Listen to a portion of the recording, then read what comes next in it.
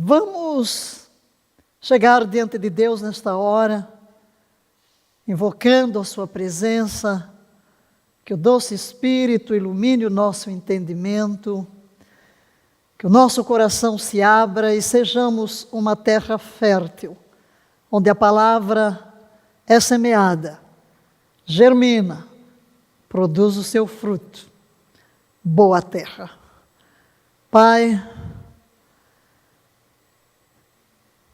há uma gratidão em nosso coração por nos permitires despertar para mais um dia com vida, com saúde, preservados em nossa inteligência, os nossos órgãos físicos, a nossa capacidade de decidir, nos sentimentos nobres e uma mente em um processo de transformação.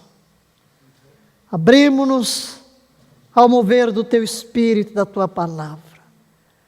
Que seja mais um tempo de edificação. E que enquanto nos expomos a este ensino, o Teu Espírito trabalhe no nosso eu mais profundo, para que a palavra produza o seu efeito. Sejamos um terreno fértil, onde a semente é lançada, encontra campo para aprofundar as raízes, para germinar, para nascer, crescer, florescer, produzir fruto, e assim a nossa vida vai sendo transformada na verdadeira imagem do Senhor Jesus. Sabemos que esse é o Teu eterno propósito. Para tanto Tu enviaste o Teu Filho para nos resgatar. Para tanto enviaste o Teu Espírito a fim de operar em nós, usando o veículo da Tua Palavra, um processo de transformação para que nos conformemos com esta imagem de Cristo e venhamos a desfrutar de todas as bênçãos destinadas aos que Te amam, que estão aliançados contigo, chamados Teus filhos, arrolados entre aqueles que se encontram no Teu reino. Que o Teu doce Espírito ministre a cada um de uma forma profunda, trazendo cura, libertação, edificação, transformação. E tudo quanto projetaste em Teu coração para este dia, seja liberado. E a Ti daremos toda a glória do nome bendito e precioso do nosso Redentor, nosso Mestre, Salvador, nosso tudo, Jesus Cristo, Teu Filho bendito. Amém e amém. Falando de personalidades restauradas, o nosso todo, temos os elementos dentro da nossa personalidade, que é a mente, as emoções e a vontade. Nós iremos caminhar para as emoções. O tema geral ficou cura das emoções, mas estamos construindo uma plataforma dentro de nós para chegar lá. E temos abordado nos últimos dias, nas nossas últimas aulas, a conquista da mente, sabendo que tudo começa na mente, sabendo que a mente é a sede da alma, sabendo que a mente foi a primeira coisa que o inimigo tomou no Éden, é a primeira que deve ser restaurada, que na mente se plantam imagens, que juntamente com estas imagens são lançados pensamentos, e quando a imagem se casa com o pensamento, nós vamos ter emoções correspondentes e então, em última instância, nossas ações. Um versículo que temos repetido e vamos trazê-lo novamente, Provérbios 4:23, na versão da Nova Internacional. Podemos ler? Tenha cuidado com o que você pensa, pois a sua vida é dirigida pelos seus pensamentos. Muito bem, os pensamentos produzem sentimentos. Diga isso.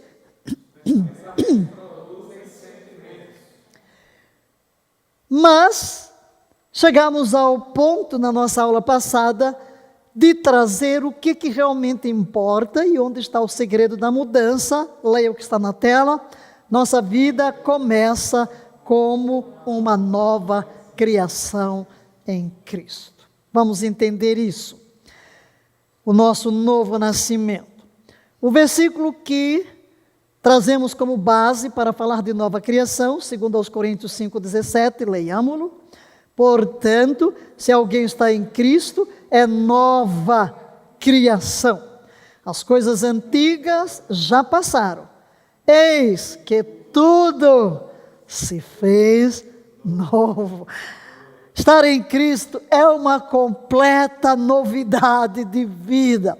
Uma nova criação, um novo Senhor, um novo reino, novos valores, tudo se fez novo. Na versão A Paixão, o mesmo versículo, leiamo-lo. Agora, se alguém está envolvido em Cristo, tornou-se uma criação inteiramente nova. Tudo que está relacionado à ordem antiga desapareceu. Eis que tudo é novo, é renovado. A transformação começa na mente, pela renovação da nossa mente com a palavra de Deus. Então, diga a renovação da mente com a palavra de Deus. Há uma ordem, tocamos nela na aula passada, vamos repetir, estamos tomando apenas a última parte para fazer o link com o restante da matéria. Em Romanos 12, versículo 2, o pensar está conectado ao ser. Como eu penso, assim sou. Esse já é o primeiro versículo lá atrás, quando começamos a falar sobre a mente. Como o homem pensa, como o homem imagina em seu coração, assim ele é. Então, o nosso ser é a expressão do que pensamos. E por isso, Paulo nos ordena, leiamos, e não vos conformeis a este mundo, mas transformai-vos pela renovação da vossa mente. O que isso quer dizer? Antes que eu conhecesse a Cristo, eu estava dentro de uma forma. Não vos conformar, não se coloque numa forma. Eu estava dentro de uma forma. Nós tomamos a forma daquilo em que somos colocados. É uma figura de linguagem, evidentemente. Não vos conformeis com este século, com este mundo. Saia da forma na qual você foi formatado e entre numa nova forma. Como? Pela transformação, pela renovação da mente. Agora, na TPT, paixão, leiamos. Parai de imitar os ideais e opiniões da cultura ao vosso redor. Por que criamos tantos problemas e nos encontramos em uma situação tão deplorável? Por estarmos amoldados ao sistema deste mundo, aos valores deste mundo. Mas se você veio ao reino de Deus, então é preciso parar de viver a velha vida. E prosseguindo o versículo, mas sede interiormente transformados pela renovação, pelo Espírito Santo, através de uma reforma total de como pensais. Isso vos capacitará a discernir a vontade de Deus ao viver uma vida bela, satisfatória e perfeita aos seus olhos. Que expressão linda e profunda. Uma transformação primeiro interior. A transformação parte de dentro para fora. Segundo, quem é um agente transformador? É o Espírito Santo. Nós já dissemos que a palavra de Deus é o elemento que ele vai usar. E sou eu que armazeno o material. O Espírito Santo usa. É um trabalho conjunto. E a reforma total de quê? Do modo como eu penso. Se eu sou o que eu penso, e o que eu sou não é o ideal de Deus, eu tenho de entrar num processo de mudar o meu pensamento. Mas como eu vou mudar o pensamento? Removendo o que está lá para colocar um outro programa, o programa da palavra. E diz o texto que em fazendo isto, eu serei capacitado a discernir, perceber, compreender a vontade de Deus. E a vontade de Deus, ela é boa, ela é perfeita, ela é agradável. Deus tem o melhor para você. O lugar mais seguro do mundo é no centro da vontade de Deus. O caminho da felicidade plena está no encontro do propósito da vontade de Deus para a nossa vida. Por isso nós fizemos a pergunta, usámos-la no fim da aula passada, nós a temos usado lá atrás e vamos repeti-la agora. Vamos? Quem sou eu e em quem posso me tornar? Diga, sou uma nova criação. Porque nossa nova vida começa numa nova criação. Quem opera isso, leia, o Espírito Santo nos conduz rumo à semelhança de Cristo. E falamos aqui sobre a nossa vida fluindo a partir de Jesus. O texto de João 15, a videira, eu sou um ramo que brota da videira, a vida de Cristo flui em mim e através de mim para produzir o seu fruto. E trouxemos 4 declarações que vamos repetir em relação à nova criação. 4 marcas da nova criação. A primeira, a nova criação nasce em Cristo. A segunda, a nova criação é nutrida em Cristo. Terceiro, a nova criação cresce em Cristo.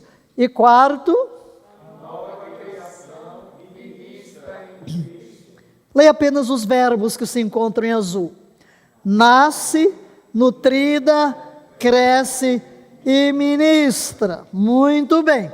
Enquanto permanecemos em Cristo, a vida da nova criação flui de Cristo para nós, através do Espírito Santo. E qual é o resultado? Diga, recebemos dons da graça pela fé.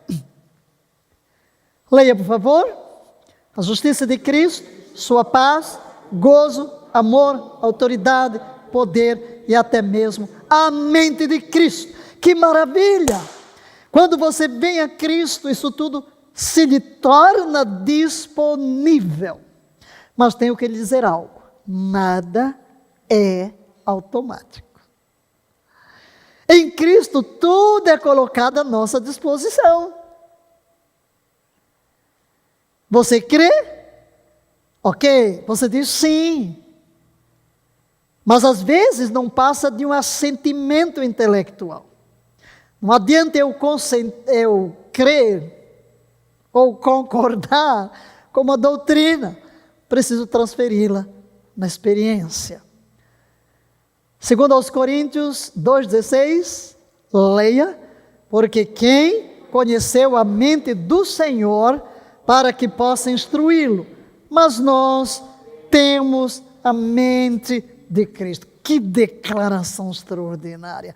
Temos a mente de Cristo. Não significa que a minha mente deixou de existir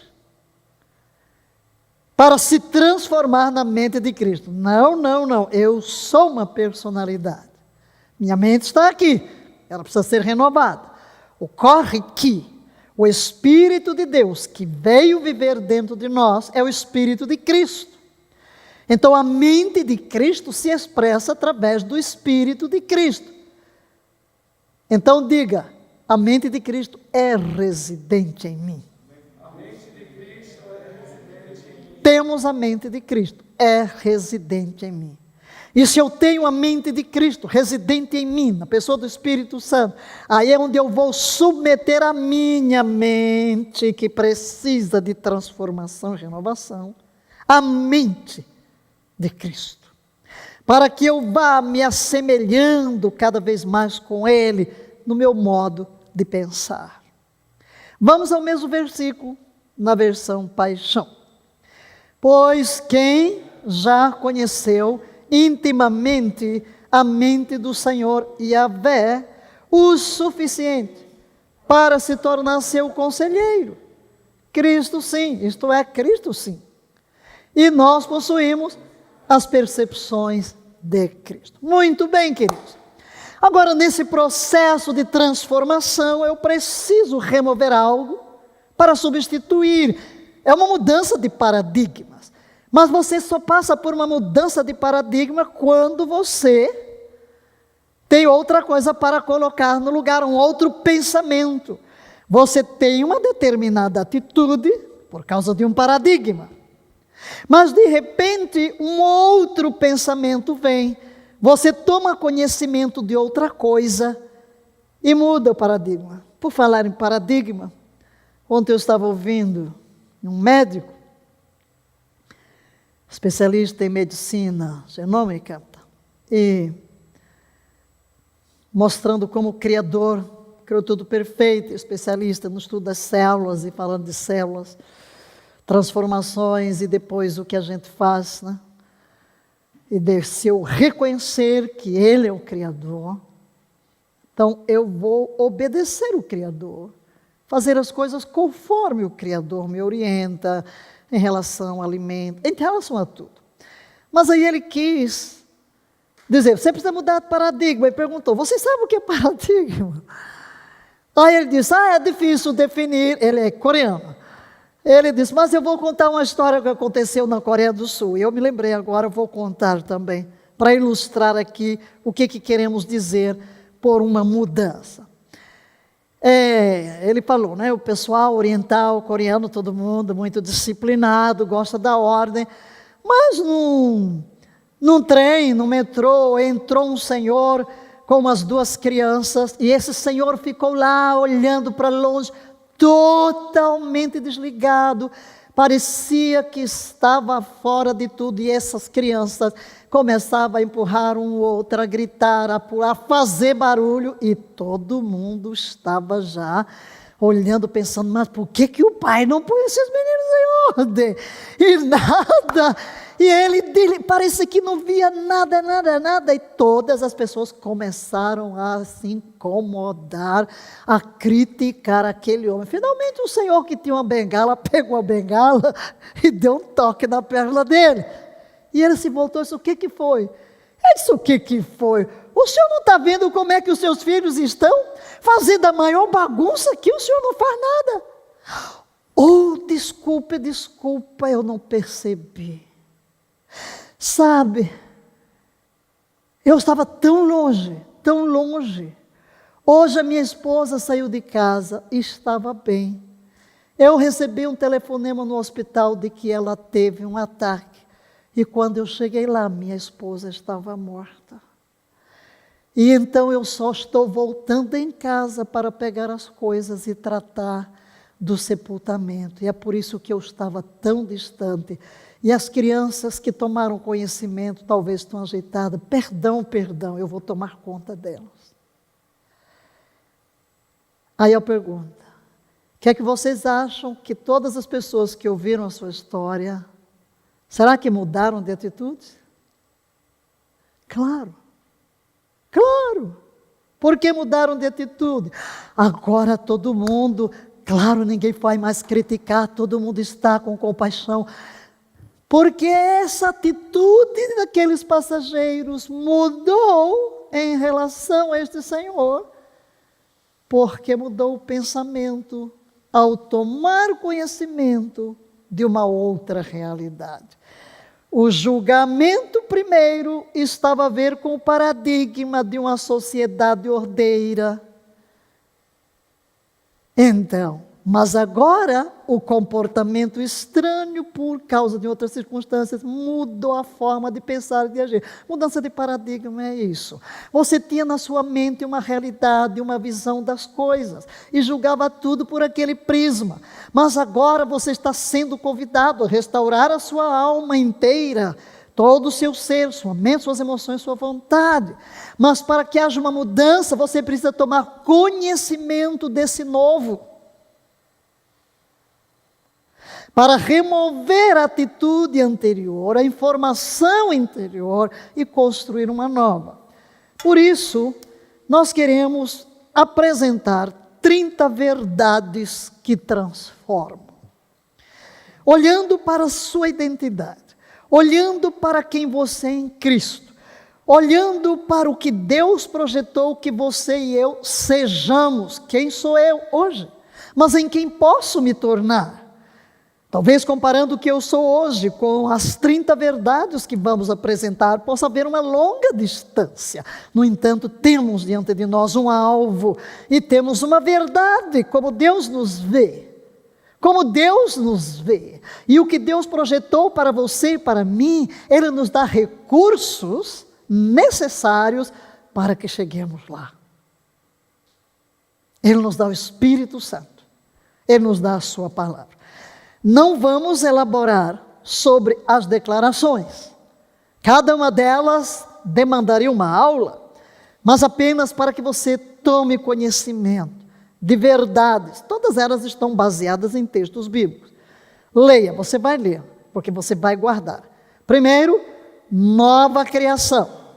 Declare, eu sou uma nova criação em Cristo. É muito importante você verbalizar. A confissão, quando você verbaliza, eu sou uma nova criação. Depois você pode dizer, nós somos. Jesus nos ensinou a orar Pai Nosso.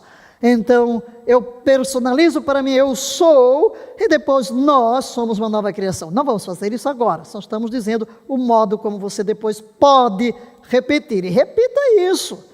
Isso aqui era para se trabalhar, você pode pegar uma coisa dessas por dia. Evidentemente eu penso logo na sua necessidade de ter um arsenal de versículos sobre este assunto. Vamos ver o que é que pode vir depois de recurso complementar. Segundo, leia, você vai ler tudo. Imagem de Deus. Eu fui feito conforme a imagem de Deus. Terceiro, pecado. Eu pequei e destituído fiquei da glória de Deus. Quarto, Jesus Cristo.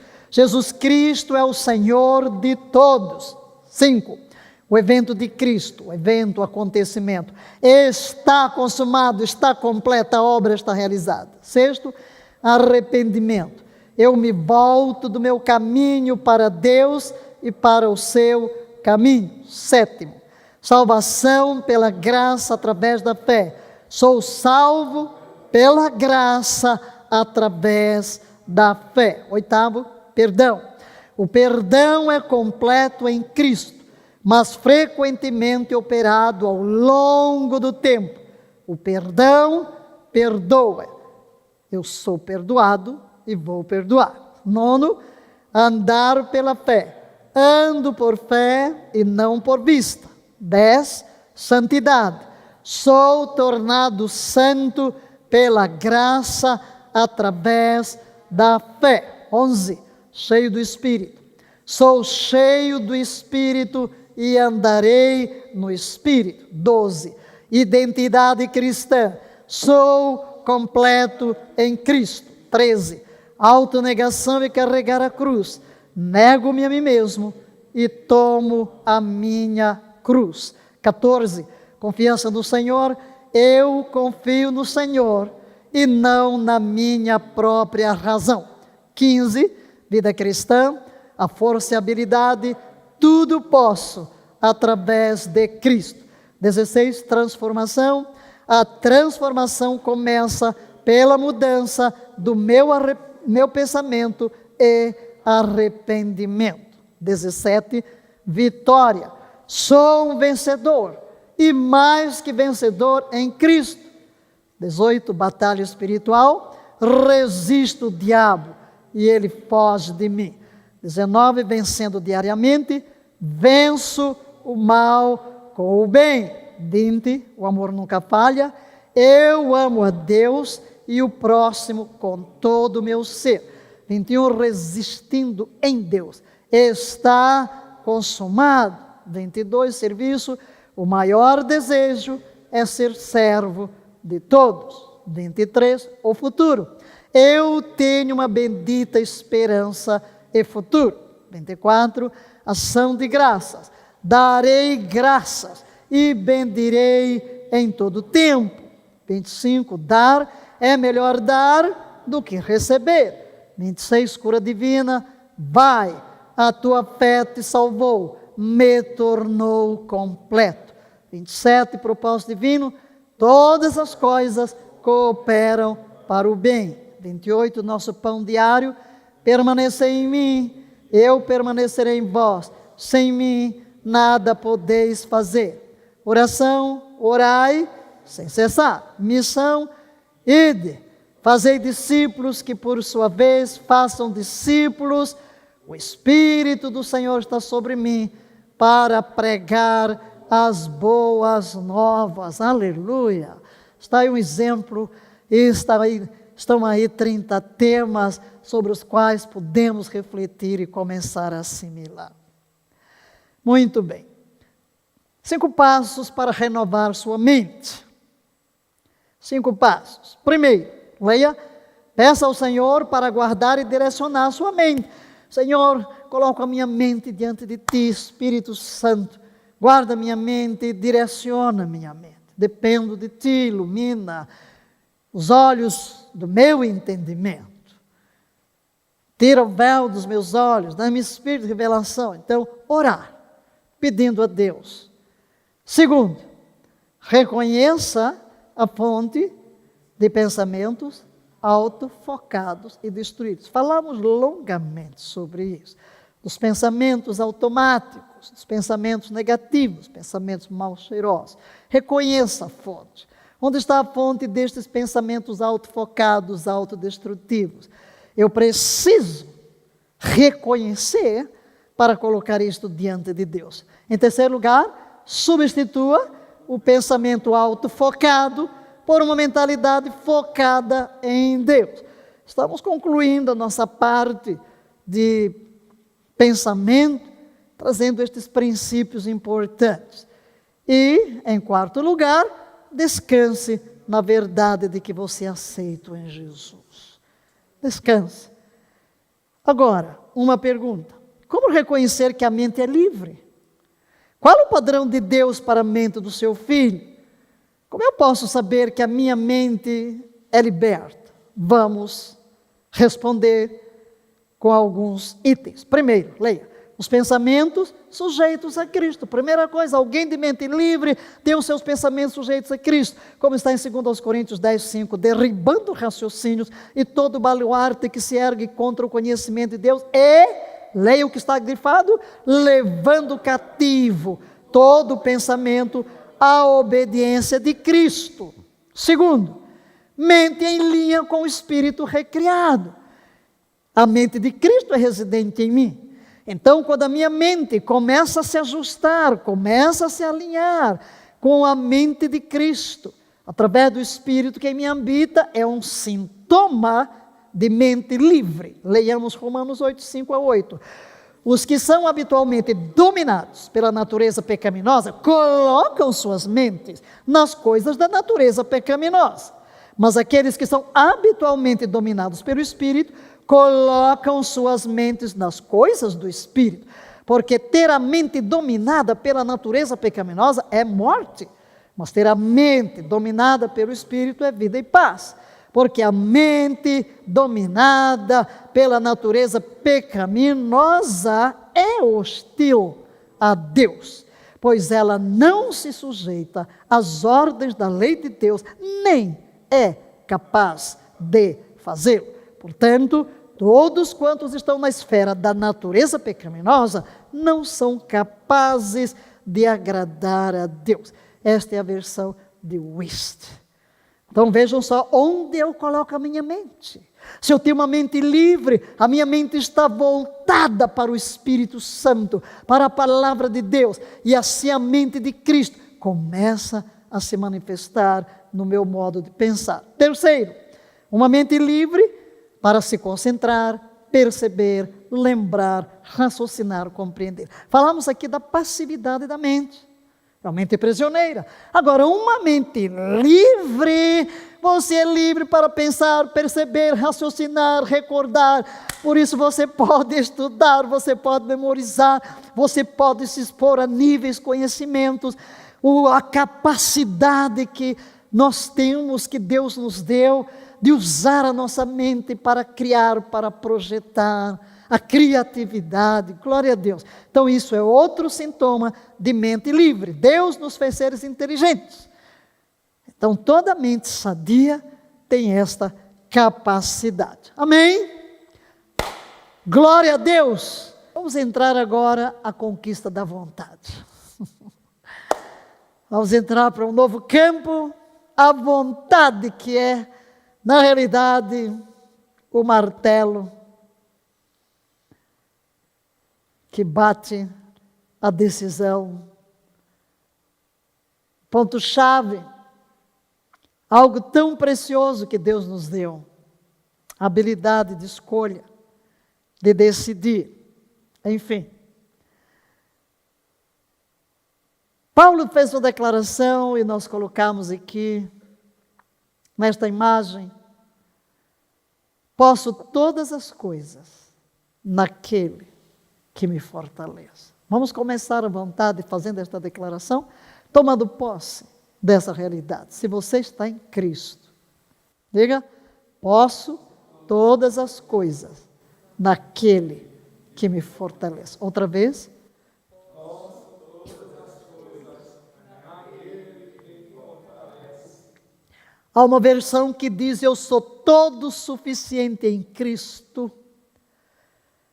Eu sou todo suficiente na suficiência de Cristo que me fortalece. Eu sou todo suficiente na suficiência de Cristo que me fortalece. Muito bem. Nossa primeira declaração aqui: a vontade do homem é uma das grandes dádivas concedidas por Deus. Ela expressa a essência do seu ser e revela o grau de experiência de cada pessoa. É o fator determinante de todas as escolhas da vida. E nada é realizado pelo homem sem o exercício de tão importante faculdade. Nada. Porque você está aqui neste curso? Porque decidiu estar. Absolutamente tudo que fazemos é no uso da nossa vontade. Ainda que às vezes nós queiramos culpar outros, isso já começou no jardim. Lá com Eva. A serpente me enganou, Adão. A mulher que tu me deste. Quantas vezes hoje nós queremos culpar circunstâncias, queremos culpar pessoas pelas nossas atitudes. Todavia, cada um de nós é responsável pelas suas próprias escolhas. O que fazemos não é forçado, ninguém pode nos forçar. Deus nos deu uma vontade sobre a qual nós mesmos é que temos o domínio. Satanás não nos obriga a fazer nada, nem Deus nos obriga a fazer nada. Se o fazemos é porque consentimos, é porque dizemos sim. Tiago fala algo interessante quando ele diz que cada um é tentado pelo seu desejo, né? E a figura que ele usa é como se o desejo corteja nossa vontade. Mas para que um ato seja consumado, a minha vontade tem que concordar com o desejo. Então o desejo vai apelar para a vontade, o pecado vai apelar para a vontade, o diabo vai apelar para a minha vontade, Deus também vai apelar para a minha vontade. Se eu sei que a vontade de Deus é melhor para a minha vida, mas eu estou com uma vontade prisioneira, eu preciso ser liberto. Mas mesmo aqueles que já vieram a Cristo, quantos continuam ainda prisioneiros em sua vontade? Nós precisamos realmente de chegar ao caminho. Deus liberta-me, quebra as cadeias que prendem a minha vontade. Claro que tudo vai depender do que eu estou construindo na minha mente, mas entra aqui a vontade, que é o que vai bater o martelo. Então é muito importante o assunto sobre o qual vamos nos debruçar agora. Há um potencial imenso na vontade. O dicionário define vontade como a faculdade que tem o ser humano de querer, de escolher, de livremente praticar ou deixar de praticar certos atos. Força interior que impulsiona o indivíduo a realizar algo, a atingir seus fins ou desejos. Ânimo, determinação, firmeza. Vamos a outras definições. A palavra vontade vem do latim, voluntas actis, que significa querer, a capacidade de querer, eu quero. Agora, a palavra implica 3 coisas. Primeiro, diga, o poder de querer, o ato de querer e o que é desejado ou pretendido em si. Eu tenho o poder de querer, mas existe o ato de querer. E a consequência, aquilo que eu desejei no que eu quero. Este autor, Rojas, define vontade como, leiamos sua definição, a vontade consiste, sobretudo, em um ato intencional de se curvar ou se encaminhar para algo, e nele intervém um fator importante, que é a decisão. No dicionário de significados, leiamos a definição. Vontade significa desejo, aspiração, gosto, interesse, propósito. É o poder de representar mentalmente um ato levado por motivos ditados pela razão. É a capacidade de querer, de livremente praticar ou deixar de praticar alguma coisa. Nós falamos muito em força de vontade e falta de força. Eu tenho vontade, mas falta-me a força, né? Na verdade, muitas vezes, quando você diz que tem vontade, é mais um desejo, um impulso. Mas a força de vontade é o quê? Leia, a capacidade de dirigir e controlar as próprias ações.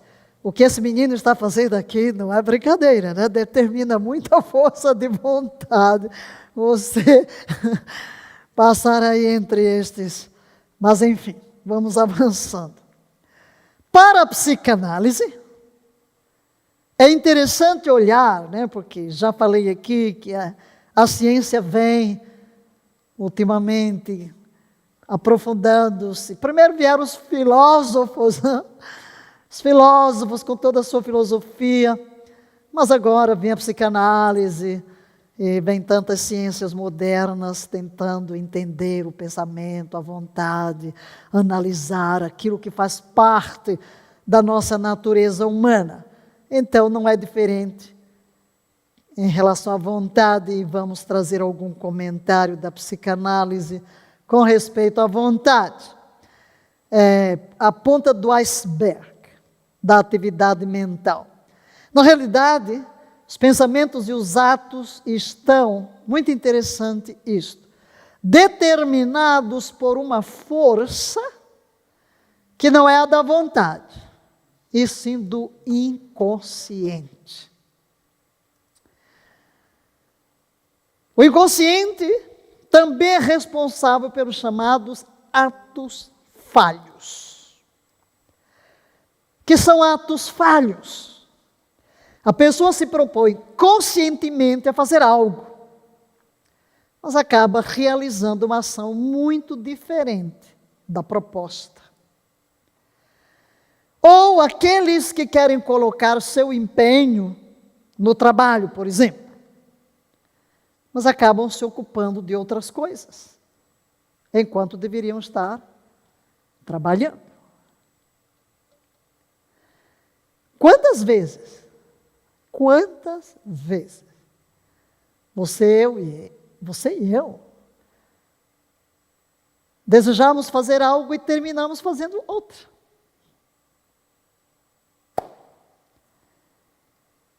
Hoje eu vou começar uma dieta saudável.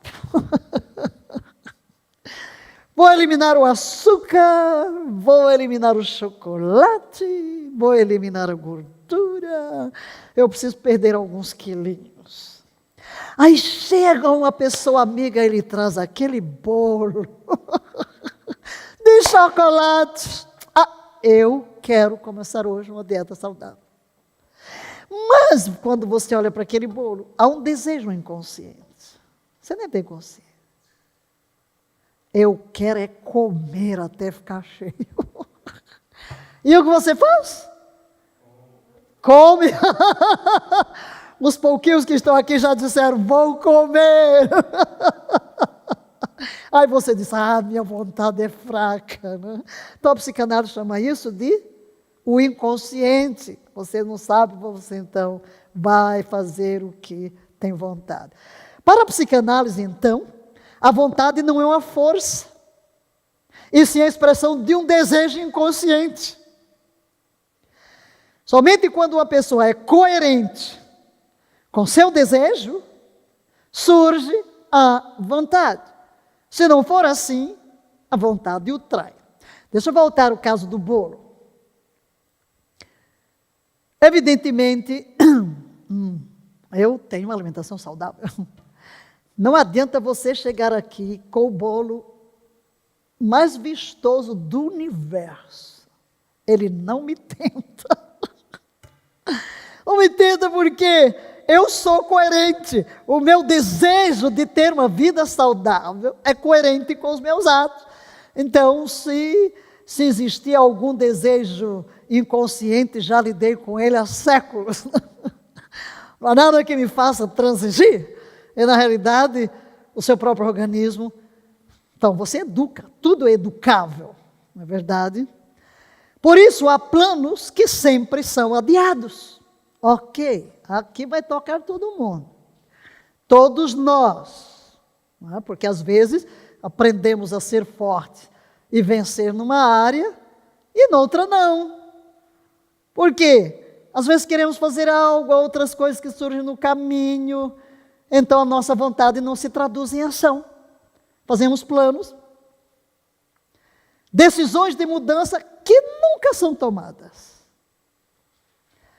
Começa o início do ano, vou fazer exercício, vou me matricular na academia. A primeira semana vai, a segunda já parou. Ou intenções que jamais se convertem em atos. Se eu pudesse ver o rostinho de cada um aqui, não vejo nada, né? Mas posso imaginar. Já aconteceu comigo. Acontece toda hora. Quando há propósitos definidos e conscientes, mas que não chegam a se converter em atos, o que ocorre? Leia. A solução não está em nos forçarmos e nos obrigarmos a agir de uma determinada forma. Não adianta você brigar. Leia. Na realidade, não é que falha a força de vontade, e sim que triunfa o desejo do qual não temos consciência. Você sabe que deve fazer uma coisa, você diz, eu quero, eu decido, mas não faço. Você tem que lidar com coisas mais profundas. Esse tipo de situação oferece uma valiosa mensagem. Vamos trazer aqui um exemplo. Esse é o exemplo do artigo a que estou me referindo dentro da psicanálise. Queremos seguir rigorosamente uma dieta, mas ao mesmo tempo desejamos comer até nos sentirmos cheios. Quem triunfa? Iniciamos o regime, mais rápido do que imaginamos, estamos comendo um último banquete, um último. entre a culpa e a satisfação. E amanhã repetimos. E amanhã repetimos. No Instituto Bíblico, a nossa matéria é saúde e bem-estar, a nova matéria. Então eu estou apertando a tropinha aqui, que não é brincadeira. Né? É interessante, né? Porque aí também temos alguns vídeos expondo. E uma das aulas é que a quantidade no Brasil, a obesidade aqui no nosso país, misericórdia, né? Os 46%, né? Por aí, é muito elevada, muito elevada. Mas aqui não adianta, a vontade. O que ocorre neste caso é que racionalizamos, vejam bem, racionalizamos as vantagens de comer de forma saudável. Sim, é vantajoso. Mas não compreendemos que nosso desejo é comer até a total satisfação. Lá um dos meus papões está lá um prato pequeno e diga, ponha pequenas porções. Estou lá dando as dicas, né? Em várias áreas. Mas o desejo não é comer um pratinho de salada. Você até convencido na mente de que sim, vai ser bom, vai ser saudável. Mas o desejo, ai, tenho que lidar com o desejo. Né? Talvez a comida represente algo mais que um sabor, ou uma sensação no estômago. Talvez esta compulsão se refira a um desejo mais profundo, que reduz a força de vontade a zero. Você já viu, por exemplo, você está querendo se educar, você comeu, acabou de almoçar, sei lá, fazer uma refeição, mas depois surge alguma coisa, uma agitação, e você lá corre na geladeira, come. Uma compulsão. Que é aquilo? O que está motivando aquilo? Sua ansiedade. A busca de uma resposta, a busca de satisfazer alguma coisa, só que por caminhos errados. Ontem eu li apenas uma manchete dizendo alguém aí num dos países que na quarentena ganhou 101 quilos. Inimaginável. Inimaginável. E alguém pôs ali no WhatsApp duas fotozinhos, um dizendo para o outro, olha, a quarentena é para ficar em casa e não dentro da geladeira. Está lá um ratinho magrinho, né, falando para o gordão que está lá em cima da geladeira. Mas qual é o problema, queridos? Estamos lidando com ele agora. Eu estou em casa. O que é que eu vou fazer? Tem um desejo lá, há uma insatisfação. E sem tomar conhecimento, embora você na mente saiba o que deve fazer, você termina satisfazendo o desejo. Quando o que fazemos se opõe à nossa vontade consciente, pode-se falar em um sintoma do inconsciente. Ok, até aqui o mentemaravilhosa.com.br, onde nasce a força de vontade. Lendo tudo isso aqui, imediatamente subiu-me um texto. E vamos entrar na Bíblia, né? Vamos entrar agora no campo teológico, no campo bíblico, porque foi Deus quem nos fez. Esses poderes de pensar, de sentir e de querer, foi Deus quem nos deu. Eles eram perfeitos na criação, foram corrompidos. Então o texto que vamos trazer é Paulo. Paulo em Romanos, ele está, a partir do capítulo 5, ele começa a mostrar a distinção entre dois tipos de pessoas. Aquele que nasceu na casa do patrão pecado e o que morre para esta casa do pecado e nasce na casa do patrão da justiça. Mas aí começa uma luta. Qual é a luta? Os membros do nosso corpo foram usados para satisfazer o patrão pecado. Não está escrito assim como eu estou falando, tá? Eu estou traduzindo de uma forma que você possa compreender. Falar não fala o patrão pecado, ou pecado, não fala a casa, né? Então o pecado apelava para quê? O patrão pecado em cuja casa nascemos, apelava aos membros do nosso corpo. Mas agora eu morri e nasci de novo na casa do patrão justiça. O que vale dizer Deus? E que agora eu preciso entregar os membros do meu corpo à prática da justiça. Eu não tenho mais obrigação de usar os membros do meu corpo para o pecado. Eu tenho a escolha de usá-los para a justiça. Aí Paulo vai dizer, considere-se morto para o pecado, mas vivo para Deus. E então ele vai mostrando, a nossa vida foi crucificada. E depois ele vai falar que nós estamos presos, uma mulher casada está presa ao marido até que ele morra, mas se ele morrer, está livre para casar com outro. Assim também nós estávamos presos ao pecado, mas uma vez que morremos, estamos livres. Nós devemos agora, e é o uso da vontade, aquilo que eu disse há pouco, nada é automático. Há uma posição em Cristo, há uma legalidade, há uma vida que nos é oferecida, mas eu preciso tomar posse. O dar é de Deus, mas o possuir é do homem. Há sempre uma cooperação. Correto? E depois ele vai mostrar essa luta que existe entre a carne e o espírito. E chega no capítulo 7, nos versículos 15 a 17. Leia comigo. Porque o que vamos ler aqui retrata o que a psicanálise está dizendo, com outras palavras. Vamos? Pois não compreendo meu próprio modo de agir. Porquanto o que quero, isso não pratico. Entretanto, o que detesto, isso me entrego a fazer. Ora, se faço o que não desejo, tenho que admitir que a lei é boa. Nesse sentido, não sou mais eu quem determina o meu agir, mas o pecado que habita em mim, que a psicanálise está chamando de quê? Desejo inconsciente. A Bíblia chama de pecado. O pecado que é residente. Leia o que está na tela. Não compreendo o meu próprio modo de agir. Você já se sentiu assim? Vocês aqui já se sentiram assim, meninos? Todos nós. Todos nós chegamos. Por que eu fiz isso? Eu não queria fazer.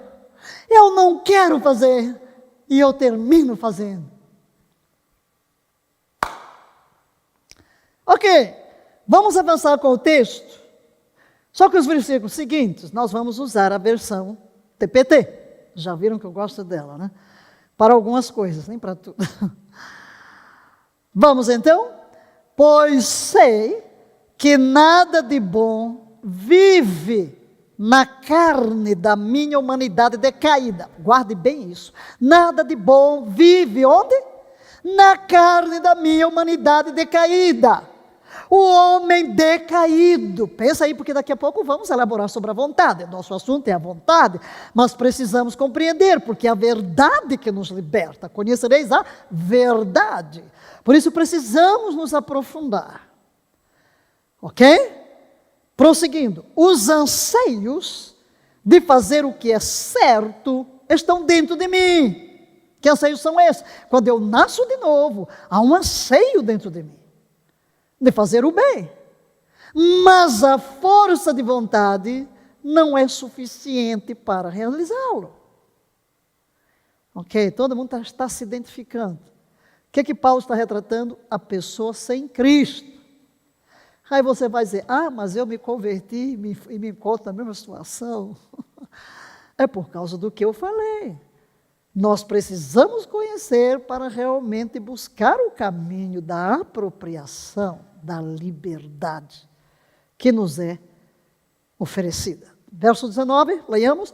Meus desejos elevados de fazer o que é bom são frustrados quando faço as coisas que quero evitar. 20. Portanto, o meu comportamento contradiz meus desejos de fazer o bem. Devo concluir que não é minha verdadeira identidade fazendo isso, mas o indesejável intruso do pecado que me impede de ser quem eu realmente sou. Olha aqui a dicotomia, olha aqui o contraste. O que é que eu sou em Cristo? Uma nova criação. Mas o que é que eu estou fazendo? O intruso do pecado está me levando a agir contrário ao modelo da nova criação. Avançando na leitura, 21, através da minha experiência com esse princípio, descubro que mesmo quando quero fazer o bem, o mal está pronto para me sabotar. 22, realmente, no fundo da minha verdadeira identidade, amo fazer o que agrada a Deus. Mas discerni outro poder operando em minha humanidade. O que faz ele? Travando uma guerra contra os princípios morais de minha consciência e me trazendo em cativeiro como prisioneiro da lei do pecado, esse intruso indesejável em minha humanidade. Em que situação agonizante estou? Eita, Paulo vai dizer que, ai, que horror! Aí você pode ver, né, a imagem que jogamos antes. Ai, de novo! Não é possível! Mas ela diz, em que situação agonizante estou. Que situação agonizante. Então, quem tem o poder de resgatar esse miserável homem? Quem tem poder de resgatar esse miserável homem, essa miserável mulher? Do indesejável intruso do pecado e da morte? Glória a Deus, está a resposta. Paulo mostra o conflito, mas traz a resposta. Vai ler comigo agora. Dou todos os meus agradecimentos a Deus, porque seu poderoso poder finalmente proporcionou uma saída através de nosso Senhor Jesus, o ungido. Portanto, se deixada para mim mesmo, a carne está alinhada com a lei do pecado, mas agora minha mente renovada está fixa e submetida aos princípios justos de Deus. Posso ouvir um amém? Aleluia! Sim, Senhor, existe a guerra, mas graças a Deus por Jesus Cristo, porque, como diz a última parte, agora a minha mente é renovada. Se eu renovo a minha mente está fixa, ela está submetida aos princípios justos de Deus. Então, com a mente renovada, a habilidade de escolher o que é o bom. Vamos já ver isso. Vem sobre mim. Vejamos alguns pensamentos. A vontade está na origem de todas as escolhas e decisões. Segundo, de fato a vontade revela o caráter do próprio homem. E em terceiro lugar, é impossível separar o caráter da vontade, pois expressa o que ele é e tem dentro de si. Queridos, não existe qualquer área em sua vida que não seja afetada pela sua vontade. Por isso é importante conquistá-la. Vale a pena investir na restauração da vontade, para que a minha vontade se harmonize ao propósito divino, para o qual esta vontade me foi outorgada. Uma pergunta. Fala-se muito, teologicamente, fala-se muito em livre-arbítrio. Preparando esta aula, tantas vezes que ensino e prego, refleti profundamente sobre a questão do livre-arbítrio, o que de fato significa. Será que o homem é livre mesmo? Tem um livre-arbítrio? O que é que queremos dizer por livre-arbítrio? A gente usa uma palavra tão bonita, né, em português. Arbítrio, que ninguém usa na linguagem comum, né? O inglês é mais fácil. Free will, uma vontade livre. Quando vem para o português, lá vem o arbítrio. Vontade livre, vamos falar um português simples. Vontade livre.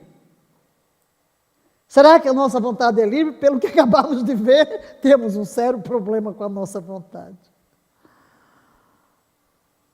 Vamos ver.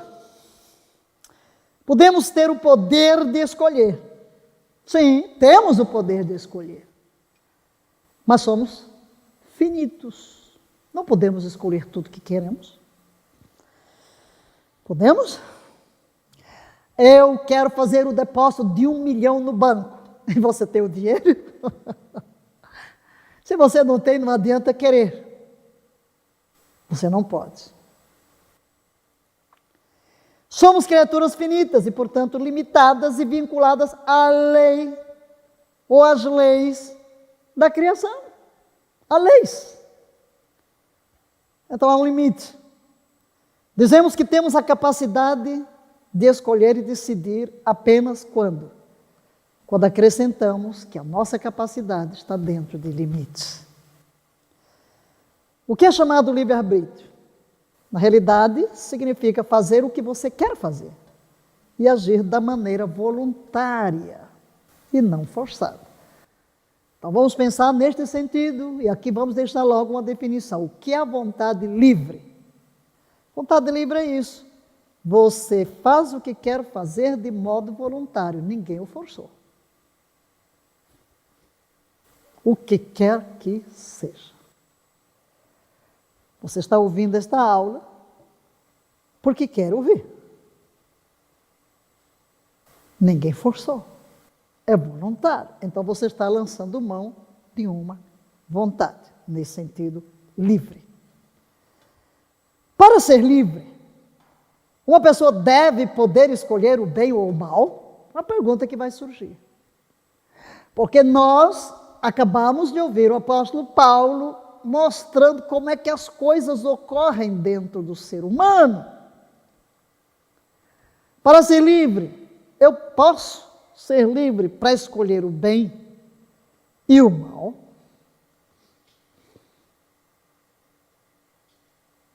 Quando Adão estava no jardim, Deus deu uma possibilidade de fazer uma escolha. Ele escolheu desobedecer. Fê-lo voluntariamente, mesmo que depois culpasse o outro. Em outras palavras, você estaria livre se pudesse escolher o bem? Ou só o bem? Será que os anjos podem escolher o mal? Não. Os anjos eleitos só podem escolher fazer o bem. E são livres? São. Os santos no céu só podem escolher fazer o bem. E são livres. Deus só pode escolher fazer o bem. Deus é livre. Você já deve estar fazendo perguntas aí. Não se preocupe que respondo já. Leia.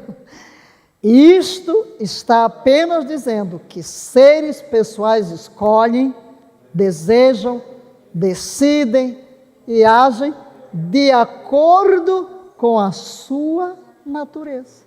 Simples. O que eu desejo, o que eu quero, o que eu decido, depende da minha natureza. Se eu sou santo, eu vou desejar coisas santas. Se eu sou um crente espiritual, guiado pelo Espírito, a minha vontade é direcionada a Deus, eu só vou decidir, desejar, realizar o que agrada a Deus. Então tudo depende de quê? Diga, da natureza. Da natureza. Da natureza. Ninguém pode sair de si mesmo, queridos. Você faz escolhas todos os dias de acordo com quem você é, como um ser pessoal. Tudo que você escolhe, tudo que você decide, expressa quem de fato você é.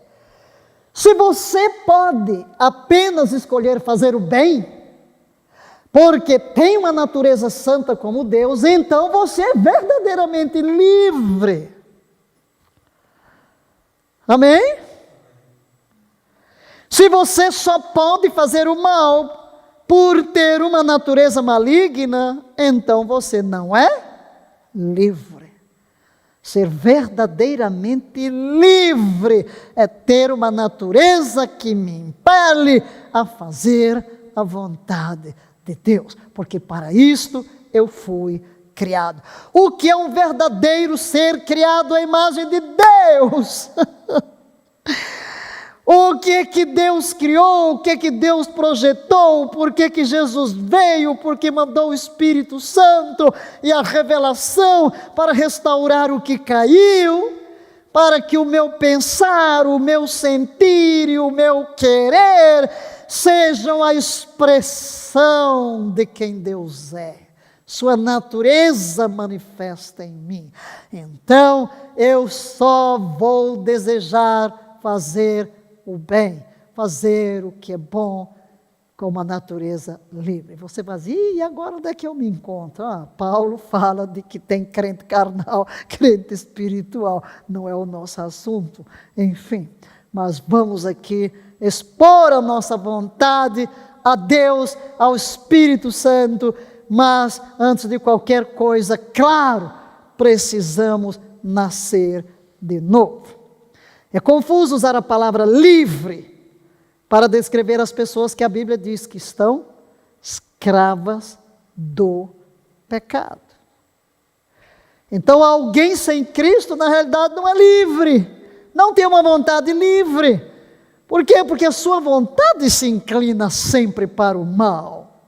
As Escrituras nos ensinam que como pecadores caídos, apenas praticamos o mal. Selecionamos apenas algumas dessas escrituras que vamos ler. A primeira está em Gênesis 6:5, e sobretudo que está grifado em amarelo. Antes do dilúvio, e só estamos citando o que interessa aqui.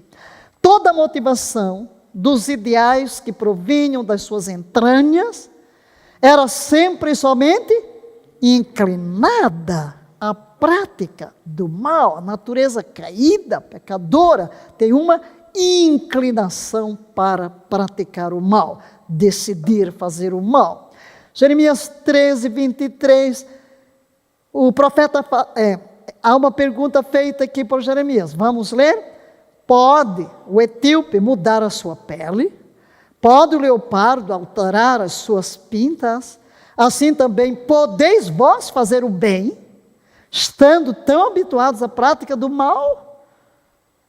É a natureza do homem caído, do homem no pecado. E Jesus Cristo, vamos trazer dois textos de Jesus, primeiro Mateus 7:18, leia. A árvore boa não pode dar frutos ruins, nem a árvore ruim produzir bons frutos. Como podeis falar coisas boas, sendo maus? Pois a boca fala do que está cheio o coração. Como está escrito, agora leiamos o que Paulo diz, descrevendo o homem no pecado. Aliás, ele está citando o Antigo Testamento. Capítulo 3 de Romanos, começando o verso 10. Leiamos. Como está escrito, não há nenhum justo, nem ao mesmo um. Não há uma só pessoa que entenda. Ninguém de fato busque a Deus. Todos se desviaram, tornaram-se juntamente inúteis. Não há ninguém que pratique o bem. Não existe uma só pessoa.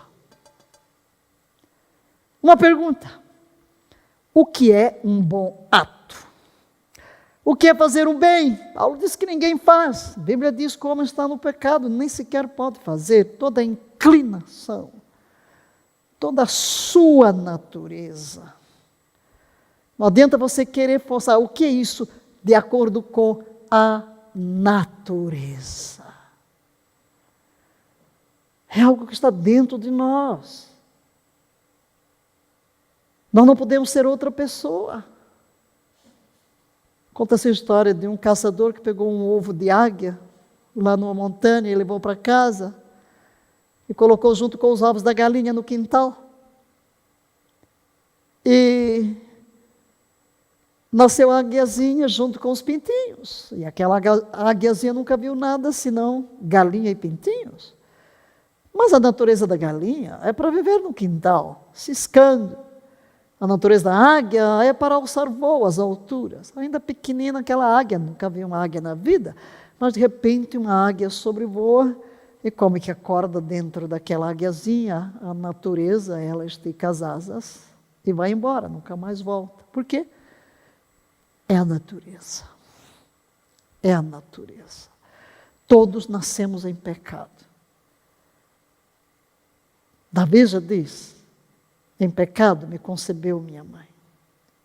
Já fui gerado em iniquidade, a semente que me dá origem. Então em mim existe a inclinação para o mal. Então é natural fazer o mal. Mas o que é fazer o bem? O que é o bom? O que é o bom? Vamos ver. 3 ingredientes estão presentes no que é bom. Primeiro, o motivo certo. O motivo da minha ação. O motivo da minha decisão é correto. Segundo, o padrão é certo. Terceiro, o objetivo é certo. Ampliando um pouco. O motivo certo. Qual é o motivo da minha ação? O amor a Deus. Então vamos ver quando é que o meu ato é bom, vendo estas 3 coisas: o motivo, o padrão e o objetivo, o propósito, o alvo.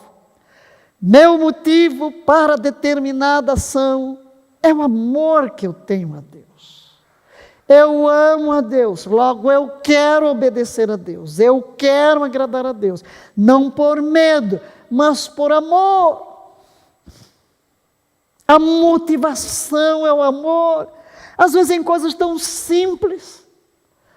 Recordo-me lá nos meus dias de África, lá na minha juventude, entendendo que o exercício físico é necessário. Quantas vezes eu saí correndo pela rua e dizendo, por amor a ti, Jesus, eu vou correr.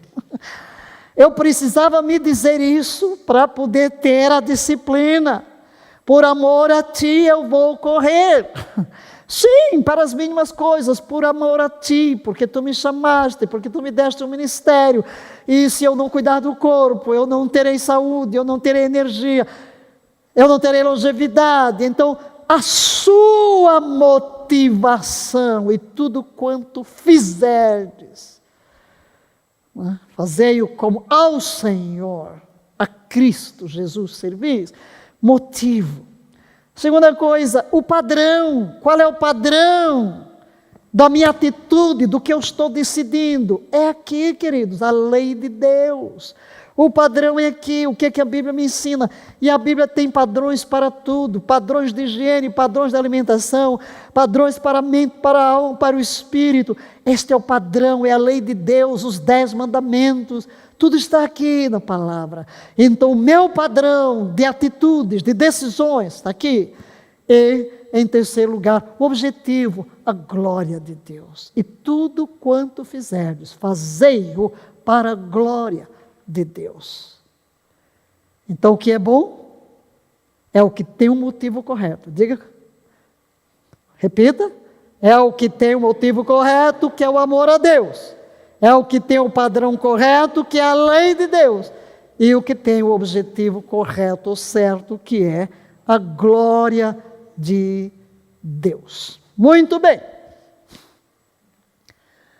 Mas se me deparo com a incapacidade de praticar o bem, sou culpado? Sua pergunta é que se levanta. Sim, você é responsável. A Bíblia diz que sim. Então lê a declaração da tela. A acusação profunda é que o homem caído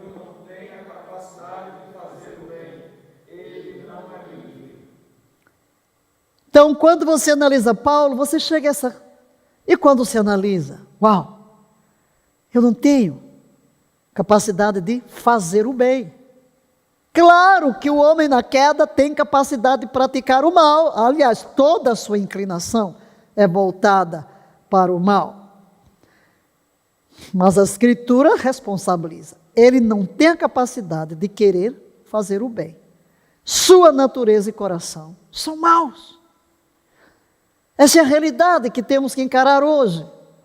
Nossa incapacidade, todavia, não é uma desculpa para o nosso pecado. É apenas um indício de quão pecaminosos realmente nós somos e como precisamos da graça de Deus. Isso nos mostra quão ruim realmente somos. Como diz Paulo, miserável homem que eu sou, quem me libertará? Mostra-nos a condição de nossos corações diante de Deus. Consequência da queda que nos tornou prisioneiros no pensar, no sentir e no querer. Nossa incapacidade não é desculpa para o nosso pecado. Realmente não é, queridos. Leia. Somos responsáveis. Por que somos responsáveis? Porque o que fazemos é voluntariamente. Apesar de nos sentirmos prisioneiros internamente, nós decidimos voluntariamente para obedecer e crer no Evangelho. Ele deve ser libertado por outro. Correto? Precisamos da graça de Deus. Precisamos do poder de Deus. Pecamos porque queremos. Não somos forçados ou coagidos a pecar. Sabemos que está errado, mas praticamos porque queremos. Sabe que o adultério é condenado pela Bíblia, mas você adultera. Aliás, vivemos numa sociedade tão adúltera que de repente parece ter entrado na cultura. Quando alguém diz fulano tem um namorado, não é namorado, já é amante, é adultério, é pecado, condenado na lei de Deus. Leia o que está na tela. Portanto, somos responsáveis e daremos conta de todas as ações do julgamento, incluindo as nossas desculpas. Somos responsáveis. Então, vamos dar contas. Não adianta estarmos com desculpas. Mas agora vamos a alguns lembretes. Primeiro, nossas decisões determinarão onde passaremos a eternidade e que tipo de pessoas seremos na terra. Olha a primeira coisa, lembre-se, nossas decisões determinarão onde vamos passar a eternidade. Segundo, leia, Deus criou o homem com capacidade de tomar decisões. E o que ocorre? Olhe para a imagem. Você está aí entre o bem e o mal. Você tem a capacidade de decidir. Deus lhe deu a capacidade de escolha. Então, veja, olhe bem para essa imagem. Onde você está? Vai para a direita, vai para a esquerda? Vai praticar o mal ou vai praticar o bem? Há dois caminhos diante de nós. Quem vai determinar qual deles será seguido? Você. Você. Então leia, por favor. Esta habilidade outorgada por Deus é tão sagrada que nada, nem ninguém poderá levar o homem a agir contrário ao seu querer. Nada, queridos, nem ninguém poderá agir contrário ao seu querer.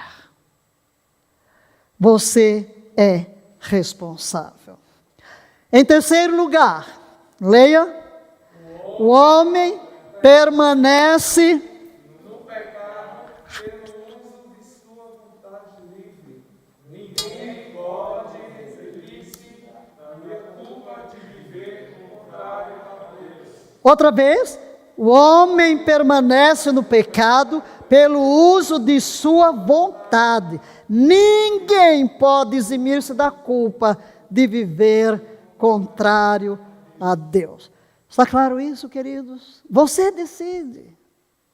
Você decide. E para você ser inteiramente restaurado em sua personalidade, para que você seja curado e receba tudo que estamos propondo neste curso, você precisa tomar uma decisão.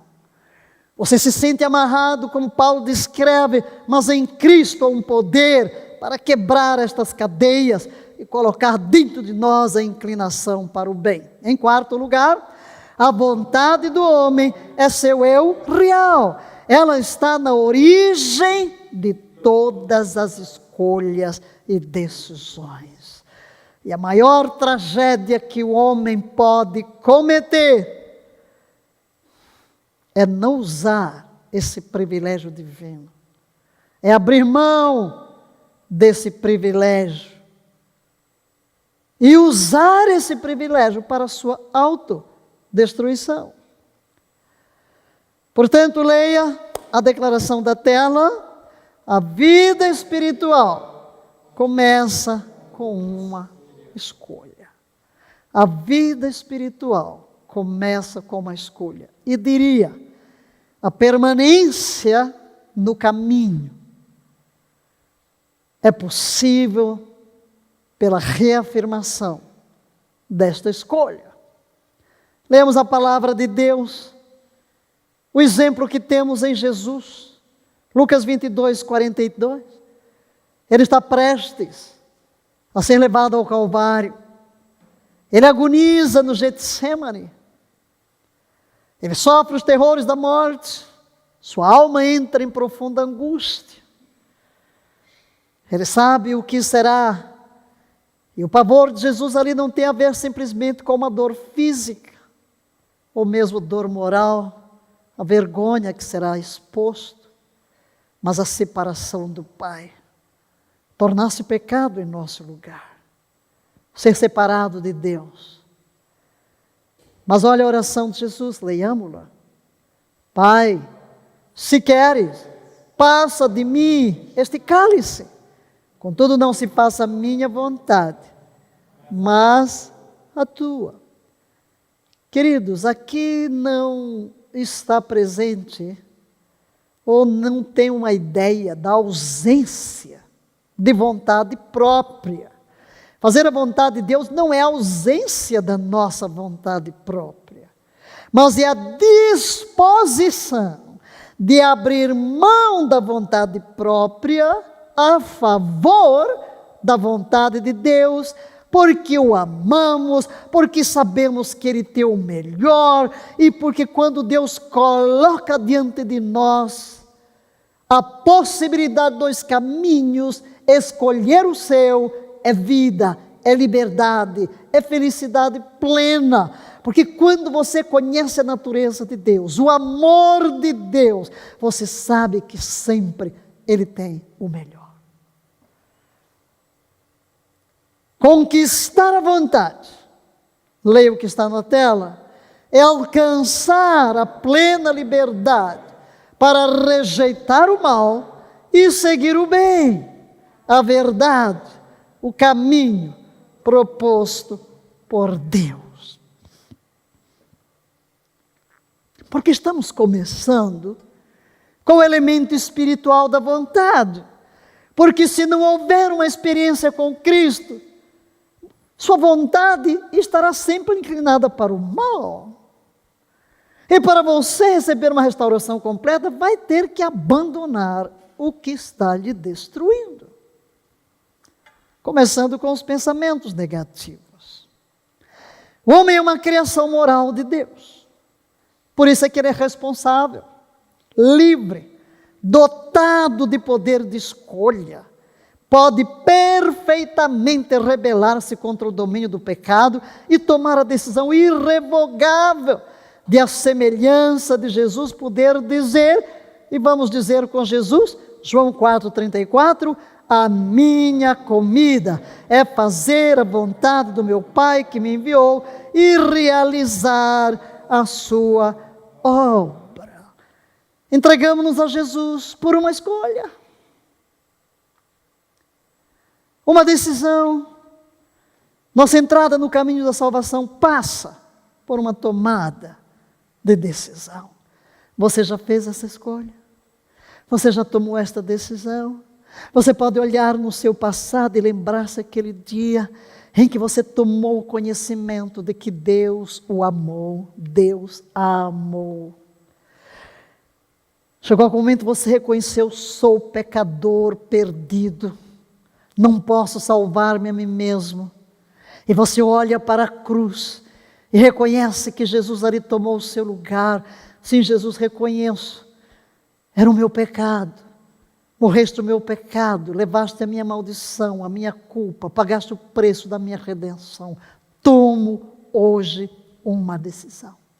Renuncio o pecado no qual nasci, renuncio a carne com seus baixos instintos, renuncio o mundo com seus padrões imorais podres e me entrego a Ti. Renuncio a mim mesmo e Te convido a entrar na minha vida, ser o meu Senhor, assumir o volante da minha vida. Eu me rendo a Ti, Jesus. Decido hoje seguir-te. É uma entrega. Nós temos tantas entregas. Decisão da vontade, por exemplo, um casamento. O que é um casamento? Casamento tem 3 fases. O primeiro, você deseja casar-se e evidentemente precisa encontrar alguém com certas qualidades. E você se depara com a pessoa e começa a analisar que sim, colhe informações, encontro, conversa, ou já conhecia de outros tempos, aprecia o caráter, tudo bem. Então há toda uma informação e você chega à conclusão de que essa pessoa pode ser um excelente cônjuge. Apenas o intelecto. Mas você se apaixona por aquela pessoa, suas emoções são envolvidas, você ama aquela pessoa. Esse amor se intensifica à medida que você conhece. E quanto mais você conhece, mais você ama. E porque você ama, chega a terceira fase, que é a entrega da vontade.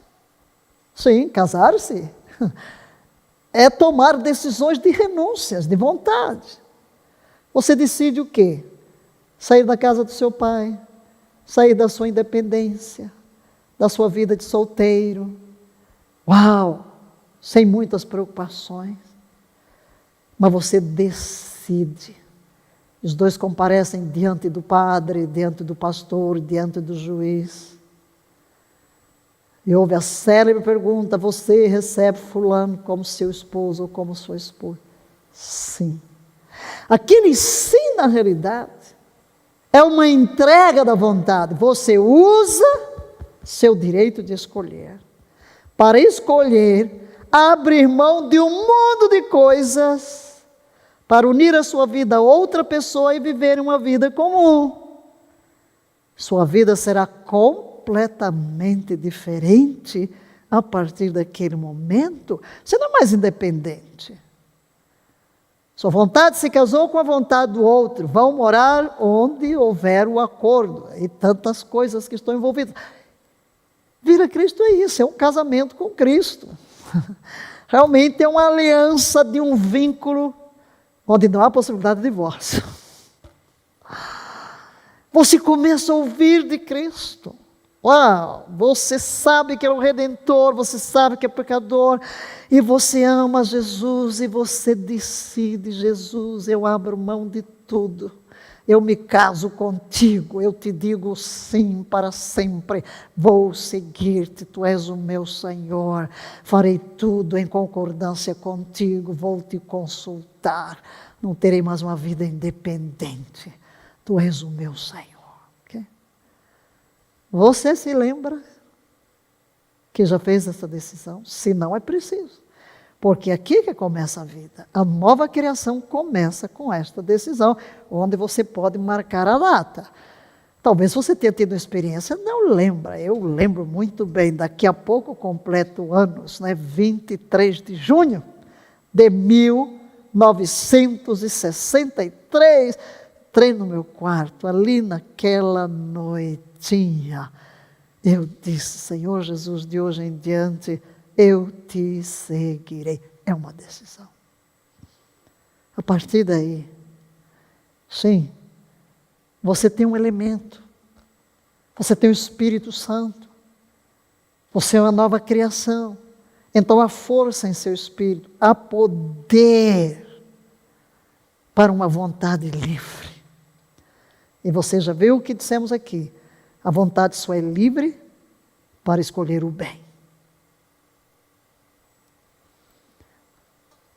Deus é quem toma a iniciativa de nos buscar.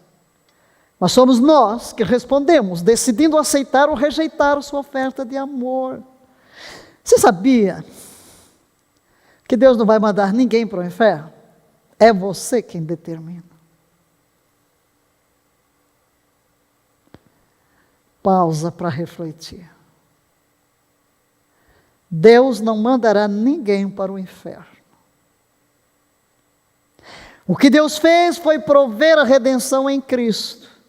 O homem vai para o inferno por escolher rejeitar a oferta de salvação. Então não culpe a Deus de nada. Deus amou o mundo de tal maneira que deu seu Filho unigênito, para que todo aquele que nele crê não pereça, mas tenha a vida eterna. Mas o homem é livre para rejeitar. Então ele toma a iniciativa de nos buscar. Ele proveu a redenção. Mas eu preciso dizer sim. E é o mesmo na nossa vida cristã, em relação a todas as bênçãos que se nos tornaram disponíveis. Leia o que está na tela. A vontade de Deus deve se tornar o alvo da nossa vida, em vez do eu. O que é o arrependimento real? Se não o abandono da vida centralizada no eu, a favor da vontade do Criador e do Pai.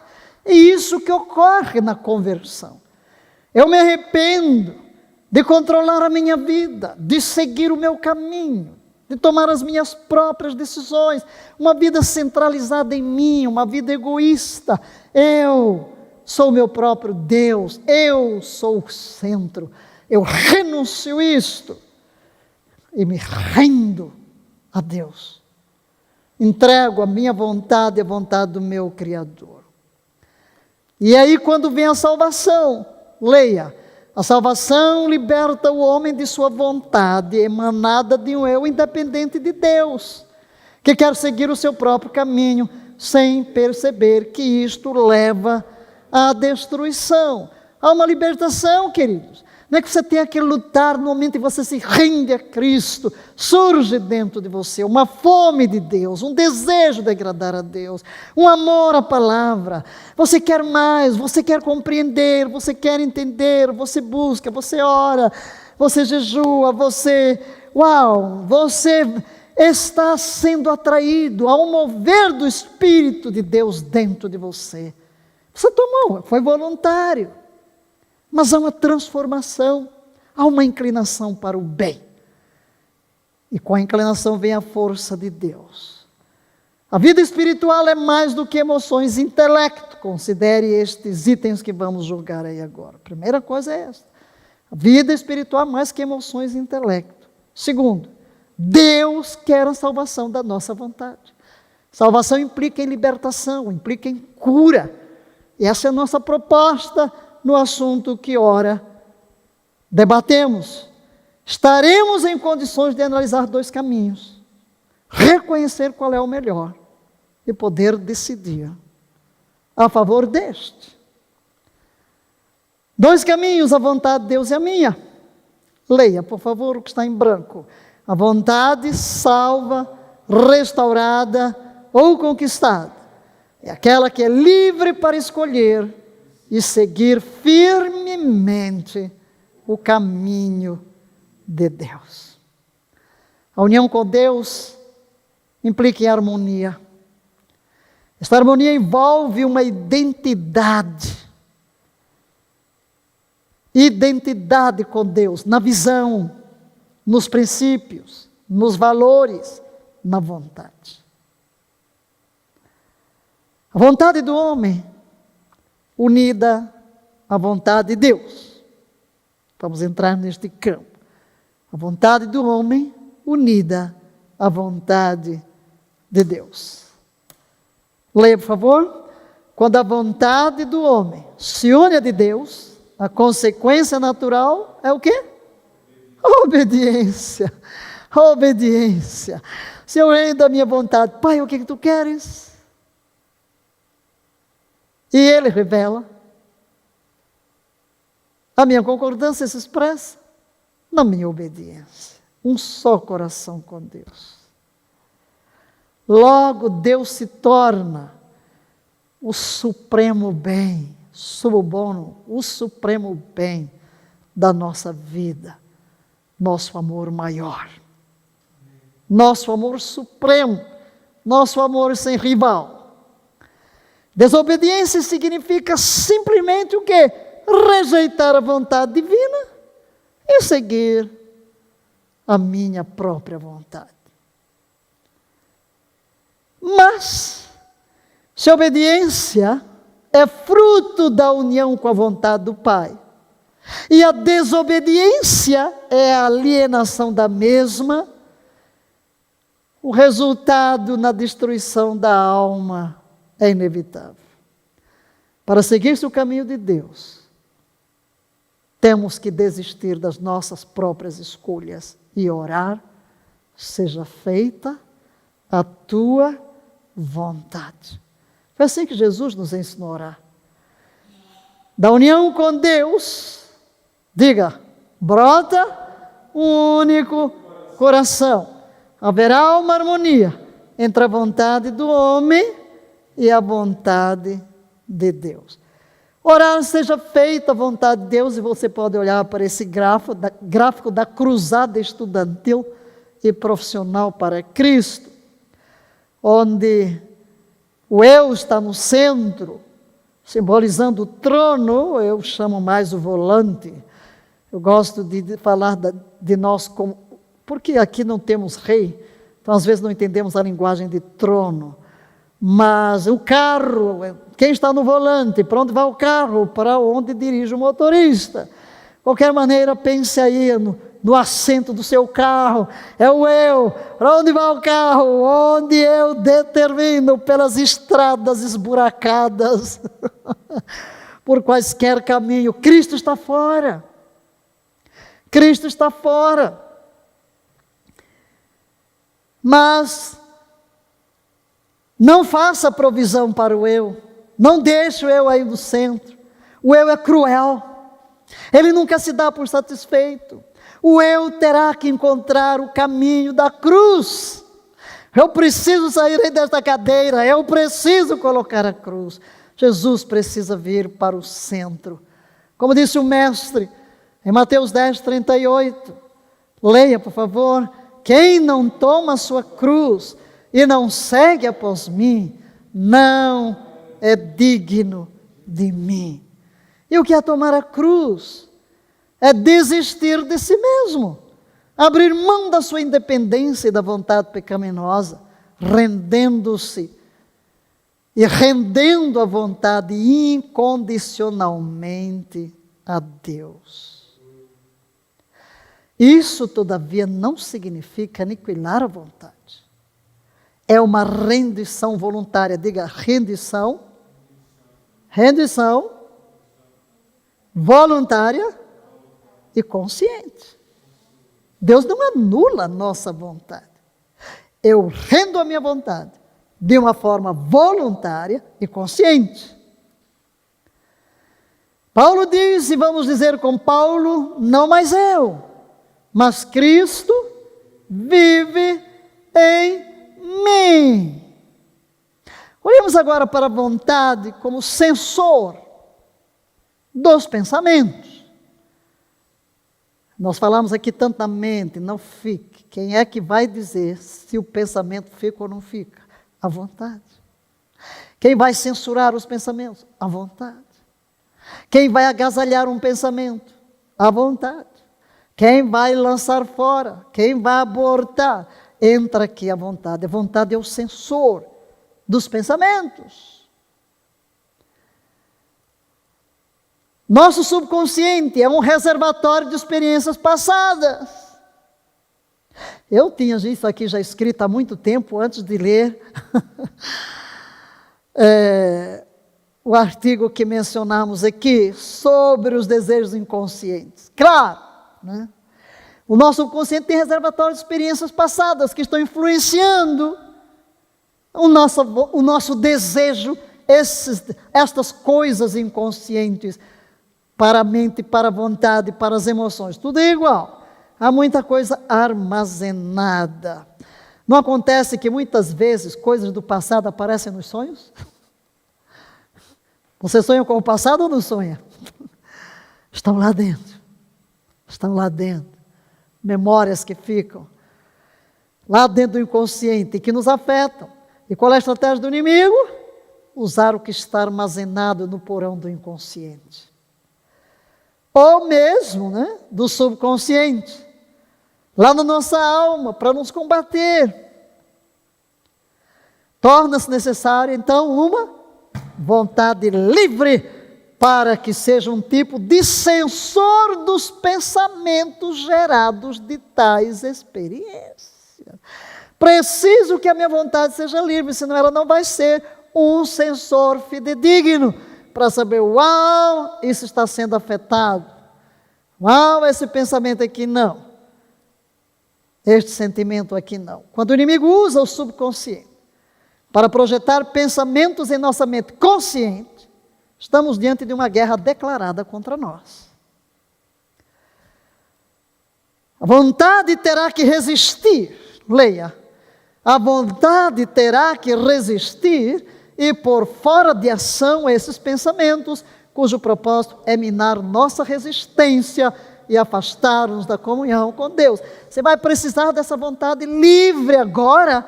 Terminamos a parte da mente, para renovar a mente, para deitar fora estes pensamentos, e daqui a pouco, para enfrentar os problemas de rejeição, de depressão, de angústia, de ferida, e toda essa confusão de sentimentos destruidores. Quando a vontade cessa de resistir a Satanás, em alguma área, ele assume o controle da mesma. Qualquer área. Se eu não uso a minha vontade para controlar algo, Satanás controlará aquela área. Eu abri mão do meu direito. E o intruso entra e me escraviza. Escraviza a comida, escraviza a bebida, escraviza o sexo, escraviza um mundo de coisas. A vitória, leia, não é necessariamente daqueles que não caem, mas dos que se recusam a permanecer no chão. Daqueles que têm garra, persistência, que tomam decisão de qualidade e se atêm a ela, que não aceitam a condenação do diabo, nem seu domínio tirano.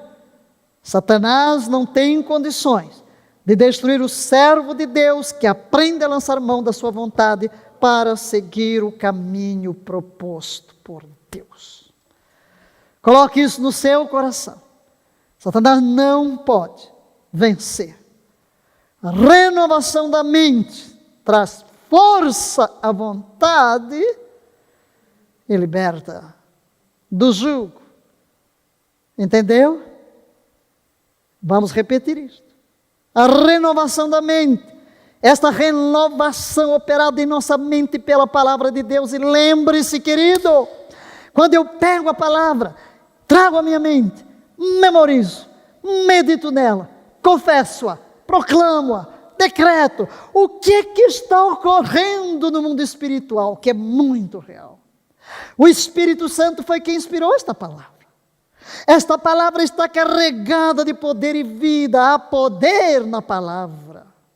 Quando eu abro a boca e começo a confessar uma palavra, renovando a minha mente, por exemplo, declarando: eu sou uma nova criação em Cristo. Porque eu sou a nova criação, eu rejeito o pecado, eu tenho a mente de Cristo, o Espírito de Yahvé está sobre mim, tudo posso naquele que me fortalece, 1000 cairão ao meu lado, 10.000 à minha direita, eu não serei atingido, graças a Deus que sempre me conduzirá em triunfo, em todas as coisas eu sou mais que vencedor, o Filho me libertou, sou verdadeiramente livre. Então, quando eu estou trazendo essa palavra, renovando a minha mente, eu estou assimilando a minha identidade de Cristo, e o Espírito Santo está lá comigo, foi Ele que inspirou essa palavra, Jesus está lá comigo, Ele é a palavra viva, e o Espírito de vida dentro de cada palavra começa a me energizar, começa a me libertar, e eu entro numa comunhão mais profunda, a minha vontade está livre para querer o bem, para fazer o bem, para fazer a vontade de Deus. Eu sou liberto, aleluia, em minha vontade. Então aqui queremos salientar que uma vontade verdadeiramente livre está intrinsecamente ligada a uma mente renovada pela palavra de Deus. Em João 14:30, Jesus disse, leiamos: veio o príncipe deste mundo, e ele nada tem em mim. Aleluia! Nós temos que chegar a esse ponto. Ele queria dizer que Satanás não conseguia levá-lo a agir de acordo com suas insinuações e influências. A vida espiritual começa, desenvolve-se e termina com uma escolha. Vamos repetir isso? A vida espiritual começa, desenvolve-se e termina com uma escolha. Nosso próximo tópico será a prisão da vontade, não hoje. Mas neste momento, convidamos-lo a fechar os seus olhos, a voltar todo o seu ser para Deus. Como está sua vontade? Em que áreas você percebe que ela é prisioneira? Em que áreas você se identifica com o que Paulo descreve em Romanos capítulo 7. O Espírito Santo está aqui. Está aí com você, onde você se encontra. Diga para Deus nesta hora: Pai, reconheço que nasci em pecado,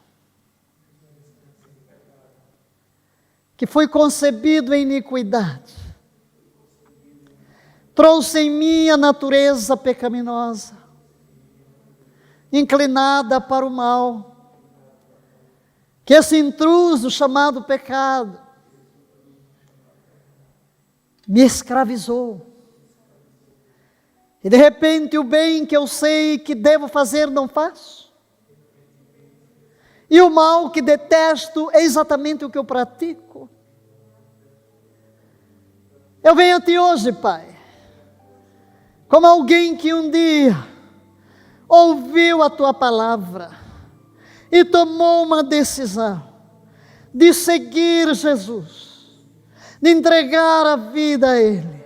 Senhor Jesus, Tu és o Senhor da minha vida.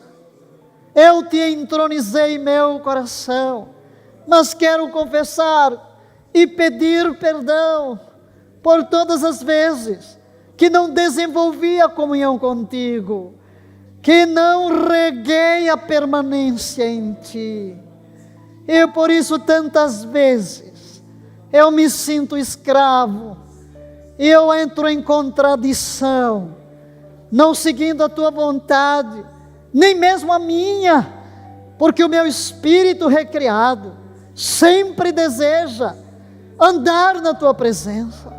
Olhando para dentro de mim, eu vejo um querer fazer o bem, fazer o que Tu queres, agradar-Te, mas tantas vezes eu estou obedecendo não o querer do meu espírito recriado, mas os impulsos da carne, os apetites da carne. Estou fazendo o que a minha carne deseja, estou cedendo diante dos apelos do mundo e de outras pessoas, e perdoa-me, porque até às vezes culpo outros de atitudes erradas. Hoje eu Te peço perdão e quero suplicar-Te, liberta-me hoje em minha vontade. Quero render minha vontade a Ti, na dependência do Teu Espírito, para que a minha vontade seja inteiramente livre. Ajuda-me na decisão que tomei de renovar a minha mente com a Tua palavra. Ajuda-me a disciplinar-me. E agora, quando estarei me expondo ao estudo sobre a conquista da vontade, eu rogo que me des esta vitória, e eu me levante como alguém verdadeiramente livre, e viverei para a Tua glória. Amém, queridos? Amém. Jesus disse: se o Filho vos libertar, verdadeiramente sereis livres. E Paulo diz: Cristo vos libertou, não vos torneis mais escravos. Para a liberdade fostes chamados. E o desejo do meu coração é que você tenha esta vontade livre para fazer o bem, livre para fazer escolhas certas. E que neste dia e neste fim de semana você tenha um tempo de exame e possa tomar decisões voluntárias, conscientes, alinhadas com a vontade de Deus para a sua vida, que sempre será o melhor. Um resto de fim de semana maravilhoso, na bênção, andando em vitória.